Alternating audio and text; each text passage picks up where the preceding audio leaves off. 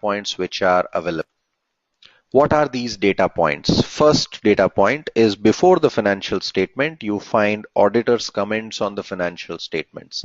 The statements are supposed to be to be audited, and the auditor's comments talking about what is the firm doing and are the statements correct are what are mentioned here before the financial statements. Note the term before the financial statements, you will find the auditor statements. Statements around major accounting policies. How do you calculate revenue? When do you calculate revenue? How do you calculate depreciation? What are the policies around that? How do you look at inventories? All these policies are given just after the financial statements.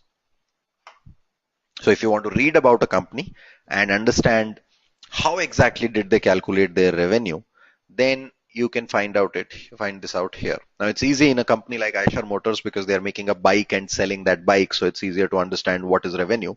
But if you have, let's say, a infrastructure company, right, that is, or a real estate company that is constructing a flat or an apartment, when do you consider the revenue? When you start building the apartment or when you hand over the keys or somewhere in between, right? So that is what becomes important in some of the companies. So you need to read that if the company's mechanism of reporting revenues is not very clear. And finally, those numbers that we saw, those are notes or schedules to accounts. These are details of the numbers given in the statements. For example, if the balance sheet talks about long-term borrowings, then what these borrowings are and whether they are taken from banks or other entities is all mentioned in the notes, right? These are also mentioned after the financial statements, right? That's the importance of financial statements. Let's now look at our company Eicher in case and try and gauge how do they give their statements.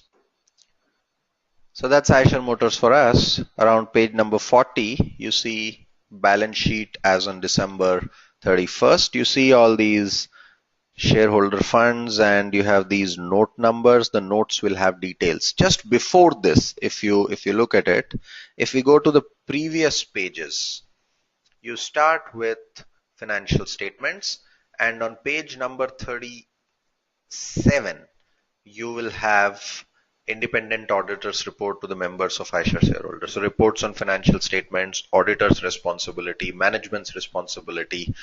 What are their comments on this? Opinions. Usually they say that they have, usually in our opinion and best to our information, the aforesaid financial statements give the information required in a manner so required and give a true and fair view in conformity with the accounting practices or principles generally accepted in India, right?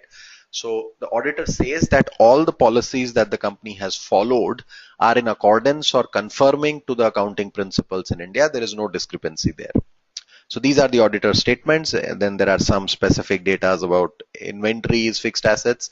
At this juncture, we don't necessarily need to get into the details of all this.